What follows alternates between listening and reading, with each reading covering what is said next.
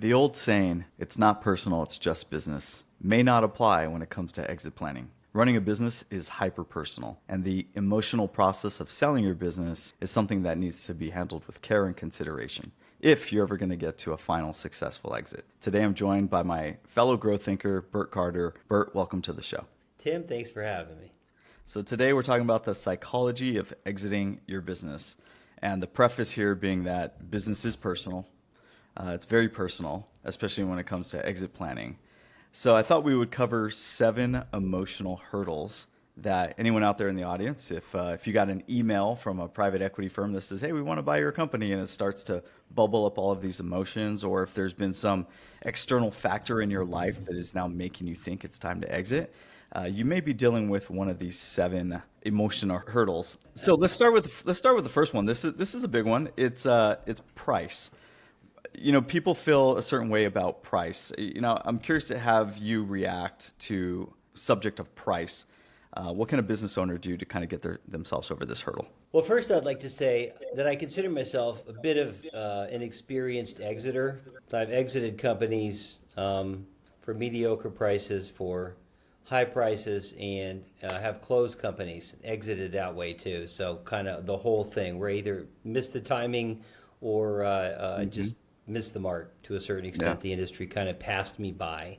And I think these are all kind of components, which a lot of times people don't kind of realize. So, but for price, again, I think price is relative, right? It's relative to who you are and what you want at the end, right? You might be sitting on $10 million and you're going, well, what is my price? Well, actually, my time is the most important thing right now. I want to exit for something that's fair because I want to set up my kids, or I want to do something for my my employees, any of these things. So I think price is relative to where you want to be at the end. And I think you could line up 10 people and you'd get, 12 answers for, what's the best price. Yeah, I was speaking with a business owner yesterday who is selling a very small business, and their number is $130,000. Now, this is very different than the other folks we deal with in the multi-million-dollar arena. But Yeah. what I found interesting in that conversation with this business owner was they knew exactly what their business was worth. They knew what price they were willing to take for it, and they had their flexibility. And then they knew exactly. He told me how he was going to redeploy that 130 once he got it out and into the next venture. So I was like, man, that's very interesting that most business owners aren't that clear when Right. it comes to that. Okay, so that's hurdle number 1 is price. The second hurdle is maybe a little more abstract, and this kind of starts to butt up against free time. I know what I'm doing now as a business owner, right? I wake up on Monday morning, I lace up my boots, and I go get it done. But when I start to think about selling, now I have this hurdle of like, what am I going to do with my free time? Am I going to be retired? Am I going to be like this other guy and I reinvest? What is this next chapter? Let's talk a little bit about that hurdle. Yeah, I haven't, I think, talked to anybody yet who was exiting their company that didn't have some sort of plan, right? Because the safeguard is just to stay where you are, right? Just keep doing what you're doing. If it's working, specifically, it's working. So, deciding what you want the next chapter, to me, for me, it was looking at, okay, what do I want that next 10 or 15 years to look like for me, differently than what I was currently doing. I could keep doing what I was doing and I would just have a longer period of that. But I had some other things I wanted to learn about, explore. I needed time to do them. I mean, obviously being an owner and being the head of a company is a responsibility that, for many of us was a full-time. It wasn't a part-time obligation. We hadn't set that up. So deciding what you're going to do with your time, knowing what you're going to do with your time or what you want to do with your time becomes kind of, I think, a key motivator. And the reality is time is the only thing you can't buy, right? I mean, it's taken away and you don't know how much time you have. That's like a mystery. If you said that about anything else, people would be thinking about the scarcity, but for some reason people take it, they just take it for granted, and they're willing to do things for a long period of time that they don't necessarily dream about or envision or any of that. And I think that's kind of sad to a certain extent. Yeah. Something that was coming to mind when we were talking about that, which is you don't have to sell your business, but you do have to exit your business. Meaning some people say, hey, I just love my business. I want to work in it forever. Right. Well, that's cool, but you can't work in it forever because by definition, you don't have forever. Yes. Right? What do you think about Well, that? you have your famous saying about exiting, right? Everyone is going to exit, Everyone's right? gonna- The question is, how are you going to exit and when? Yeah. You can either choose it or it can choose you, right? Yeah. We speak to business owners a lot, and typically I think the profile of someone we're speaking to is someone who's built something, they know the value, maybe have had it 20, 30 years, stacked up for retirement. Now they have Right. kids that may be working in there, they're having grandkids, people are moving, they might want to move. So it's kind of just like a natural flow of life of, well, I can't go do this next chapter if I still have this anchor. So those people I feel maybe have like different motivations and could be looking at it more holistically than someone that says, my spouse just got an illness, which is someone we're speaking to right now. My spouse just got an illness and I have to move. And I'm totally behind the eight ball. I'm not prepared. And I don't think the business is where it's at. I may not get the price, kind of going back to, may not get the price, but I got to do a fire sale. That's kind of like the worst of all scenarios. So many people are not prepared to sell, and I think you should always be prepared. If you've been enjoying the conversation thus far and you want to start planning and get serious about your exit, whether that's now or in 5, 10 years down the road, you want to make sure that you have the most valuable business possible, please join our Exit Ready Sprint. We have the information down below. It's a deep dive into what it takes to get your business ready to increase your value and get you up and out successfully. Hope to see you there. Back to the show. Every Absolutely. day you're buying your business or you're selling or you're preparing it to sell. Like every single day, what you're doing or not doing. So the reality is getting caught. Maybe you're not ready. Maybe you're not 100% ready, but you should be 80% ready. Yeah. Can you At expand all on that times. comment? Expand Yeah. on that comment a little bit. Every day you're buying your business. So every day you decide what you're going to do with your time, right?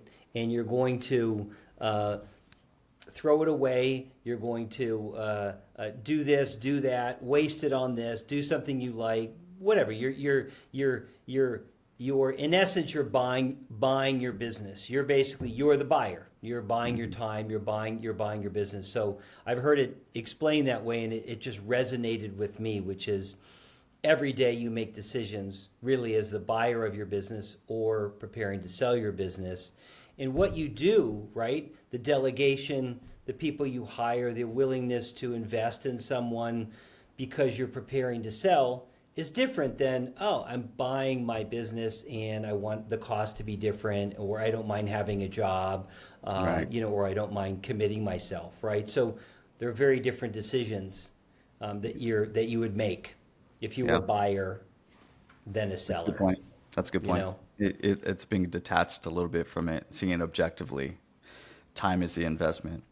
Okay, so we have another hurdle here, which is staff. Your classic owner, operator, small business, maybe you have 50 to 100 employees. Everyone feels like family, right? And people start thinking, well, if I sell the business, then is the next buyer going to come and just fire everybody? Again, I think you need to have a plan. In terms of staffing, one of the things I hear all the time is someone who's saying, I can't afford that. I can't afford to have that person. I'm doing it on my own because I can't afford to have that person. And you're like, okay, well, what would it take to afford that person? And usually they don't know. They haven't gone through the work to kind of go, okay, for me to actually build a management team or qualified people that it's not myself that are running this business, doing these systems and processes to produce or deliver a product or service at a profit without me having to make every decision about finance or buying or any of these kinds of things, or whatever situation you're in. Getting a proper staff that's trained, that's not dependent on you, because I see that a lot with business owners, which they kind of like the dependency in a sick way a little bit. Yep. Like I like people having to ask me. Like it becomes meaningful. I've done this for such a long time. People have to ask me. I'm the only one that knows, and that can be very dangerous. That to be putting yourself in that situation. So I think training your staff, having roles and responsibilities for your staff. Again, are you treating it like a buyer or like someone who's looking to sell? If I was going to sit down with a potential buyer right now, what would I show them? who are these people? What are their titles? What do they do? How do they spend their time? What are their responsibilities? How do I compensate them? How do I retain them? How long have they been? Like all of these things, like if you were having to pitch your team to someone else, would you be able to say that? Yeah. And so often, because it's kind of organically grown, you haven't necessarily done those things to go, I just was talking to a CEO last week and I was like, listen, we need a job description of this next business, this kind of a business development expert that you're going to bring in that's going to do this role. And they're like, well, I think I'm just going to promote someone. And I go, even if you promote someone internally or hire someone externally, they need some roles and responsibility. They need to know what you expect of them, how you want them to spend their time, how you're going to, I guess, gauge or monitor or value, them. So those are the kind of things that I think if you're preparing for your staffing, building a staff, you have to put in place, which again don't happen organically, but they happen strategically, and that's a lot of what we end up doing when we're exit planning with people, which is great. Let's get all of your job descriptions for the data room. Oh, you don't have any? Okay, well, we need to build them. What do people do? What do they not do? Who does what? How are we going to communicate that to a buyer and have that clear? And to me, then a buyer understands what each person on the staff is doing, the critical role they play, the value they add, and it's not just, ho-hum. Yeah, no, it's a good point because people will say, well, if I sell my business, then, these 3 people that have been with me for 20 years, chances are they may not be here. And you know what? If they're low value and they haven't gone through what you're talking about, they don't have good roles and responsibilities, adding a ton of value, we can quantify what they're doing. Yeah, they might go. But you know what? Maybe they shouldn't have been there for 20 years. You could have let them go 10 years ago. They should have been there you've for grown. 15 years. Right, exactly. Yes.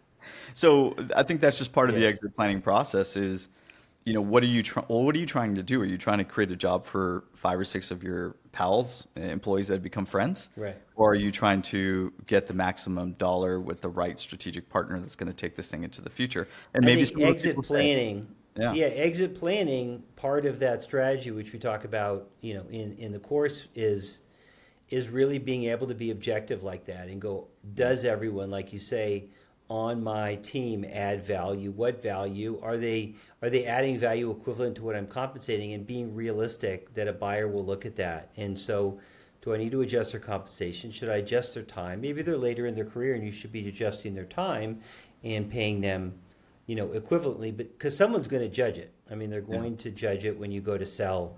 Someone's going to judge. A buyer obviously is not just going to, keep everybody on just because they were on. They obviously have to be able to add value. Yeah. Okay. Well, you touched on something which is the 4th emotional hurdle here, which is I don't want a new boss. So if I sell my business, does it mean that I have a new boss, especially if I'm doing some kind of earn out? I've been my own boss for 30 years. Do I need a new boss? Can I just get this done in one paycheck? I mean, so you have to decide: are you capable of doing that? I sold one company and I did have an earnout, and 18 months later I walked away. I couldn't do it. The company had sold. I sold it to someone who sold it to someone else, and I didn't have it in my contract that if they sold our company to another company, if there was a transfer of a majority transfer, I could get all of my earnout. I didn't get that, so all of a sudden I'm working for strangers. Yeah. It was bad enough, but at least I'd had kind of the courting with the company I sold it to, and I felt like it was great. But all of a sudden I was working for strangers, and I said, I can't. What they wanted to do and what I wanted to do were completely different, and I just felt like the chance of me getting that earnout, and so I ended up walking away. So it is a reality. And obviously you can take a lower amount and you can just get a single purchase and walk away. Or you can choose like, okay, I'm going to play my role for this earnout period, specifically what is being requested of me. Can I do that? Is it written down so it's clear and measurable so that it doesn't expand? Because that's usually what ends up happening. If the owner's around, it expands, or maybe it minimizes.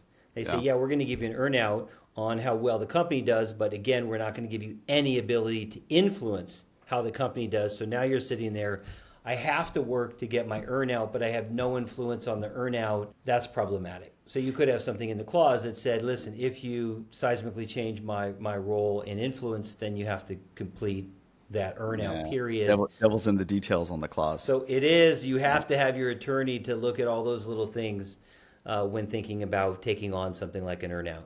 We were speaking with a business owner the other day that said, I want to retire in 3 years. So in 3 years, I want to sell my business. Come call me in 3 years, and then I'll be ready. But in their industry, probably the most common structure is the earnout. So he says, well, if you Right. start the process in 3 years, then you're most likely going to lock yourself up for another 2, maybe 3 years in an earnout. So you're Right. not out for 6 years. Yeah. So you really need to start the process now. But it goes back to understanding you out there, Mr. Mrs. Audience. Do you know the structures? Do you know the different types of deal types, different types of buyers, whether financial or Definitely. strategic, and what they're looking for? I think that's kind of the starting When we point. talk about that, obviously, in the sprint, we talk Mm-hmm. about, who you're going to sell it to, realistically, what kind of structure would they be looking for? How would they be valuing your business? And being able to have all that ahead of time. Then you can plan and you can strategize. And it might take 2 or 3 years to actually get yourself positioned for maximum exit valuation because you've made a plan and you've worked that plan versus you're going to spend the next 3 years hoping that the right person happens to come and offer you the right amount. It's not very strategic and likely is not going to happen. Absolutely. Okay, so let's talk about the number 5 emotional hurdle here, which is time, effort, energy, cost, resources, the process. It's daunting. It takes a lot of energy. I may not be ready. Lost you. It sounds too expensive. I'll just deal with it when I am ready. These are like a lot of those excuses that all kind of get lumped together, but we'll just put it under the emotional hurdle of time and effort. Well, I think like anything else, there's an investment to do it right. So you can either not invest, just like marketing or sales or anything. You can hire a good salesperson and get a lot of sales. You can hire a mediocre salesperson and get less sales. The gap between those two could be huge, right? You could pay someone $250,000 and then get you 2.5 million, or you can pay someone $100,000 and they can And get you, isn't that the 300,000. So yeah? And isn't that what's the really the gap you crux need? of that whole time, effort, energy, resources? It's kind of the true cost of inaction. Right. By not actually going through the process, you could be leaving $1 million on the table. Maybe hundreds of thousands of dollars, whatever it's worth. Your ROI on going through this is going to be pretty high. Yeah, and that's the part that you don't realize. You just go, oh, okay, how much am I going to invest to prepare myself for exit? And then, are you qualified or did I just save myself some money, but I might have lost myself Yeah. a lot more? Definitely. Okay. Definitely something to consider. Let's talk about the next hurdle here, which is status. Do I lose status? Do I lose the perks? Do I lose the pat on the shoulder for being the CEO? You mentioned that earlier. Like maybe we call it a sickness. I know some of our growth thinkers call it founder's disease. It could be a lot of different things, but it's. I like waking up in the morning and being the man and having people answer to me and seeing my name on the check and my name on the door. I'm going to lose my status if I sell my business, and I'm not sure I want to deal with that emotional hurdle. Yeah, and I would say that there are other ways probably to get that, either through donating your time, maybe sitting on some boards, doing some things which can give you that same relationship of wisdom, experience, and everything, but without having the responsibility and the time commitment. So I think there are ways to get that status and get that feedback, and you should look for those because there will be a change, and it's definitely what people experience. But I think there are ways to replace some of it. Okay, and our final 7th emotional hurdle here are family-owned businesses, and the parent isn't terribly confident that the next generation, if they're exiting through a succession, they're not terribly confident that the next generation can run it as well as they did it, and so they never really exit the business. A lot of times it's asking the family person what they want to, if they want to stay in the business, asking them what they think their strengths and weaknesses are, what role would be best for them, because maybe it's not CEO, and going, what training do they need, and giving them the training. Because I think your training and your family person's are different, and so they're not going to just slide in your role just because they happen to share the name and Yeah. do well. If you're facing one of these emotional hurdles, something needs to happen. Like an exit plan needs to occur that you need to get serious. It's this decision component of coming to the day where you say, today is the day where I'm going to get serious about this. Picking a date, picking a Yeah, freedom I date. do agree. Without the decision, you're not probably going to make the decisions that follow that are going to allow you to be successful if you stay in that place of indecision. So I do think that is super. Bert, always a pleasure to have you. I'll put your contact information below. If you're out there, please like, follow, comment, subscribe, tell a friend, and contact Bert. Get in conversation with Bert. He's a wealth of knowledge, and he'll walk you through the process. Thanks, Bert.